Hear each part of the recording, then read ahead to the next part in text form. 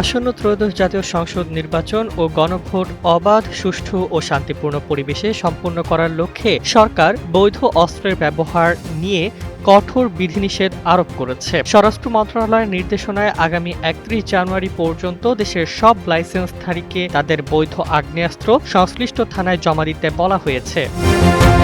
রোববার ১৮ জানুয়ারি জারি করা প্রজ্ঞাপনে বলা হয়েছে, নির্বাচনের আগে আইনশৃঙ্খলা পরিস্থিতি স্বাভাবিক রাখার জন্য এই পদক্ষেপ নেওয়া হয়েছে। নির্বাচন কমিশন ঘোষিত তফসিল অনুযায়ী ১২ ফেব্রুয়ারি দেশের সর্বত্র ভোট গ্রহণ অনুষ্ঠিত হবে। এরই অংশ হিসেবে ১৫ ফেব্রুয়ারি পর্যন্ত লাইসেন্সধারীদের আগ্নেয়াস্ত্র বহন ও প্রদর্শন সম্পূর্ণ নিষিদ্ধ থাকবে।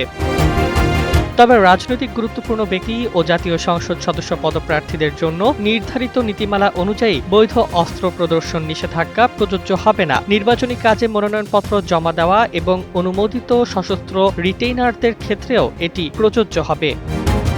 স্বরাষ্ট্র মন্ত্রণালয় জানিয়েছে, এই নির্দেশনা অমান্য করলে আইনগত ব্যবস্থা নেওয়া হবে। দেশের সব পুলিশ সুপার ও সংশ্লিষ্ট কর্মকর্তাদের প্রজ্ঞাপনের যথাযথ বাস্তবায়ন নিশ্চিত করতে বলা হয়েছে। নির্বাচনী নিরাপত্তা বিশেষজ্ঞরা বলছেন, বৈধ অস্ত্র নিয়ন্ত্রণ কার্যকর হলে ভোট পরিবেশ আরও শান্তিপূর্ণ হবে। তবে মাঠ পর্যায়ে তদারকি ও নজরদারি জোরদার করাও সমান গুরুত্বপূর্ণ বলে তারা মনে করেন।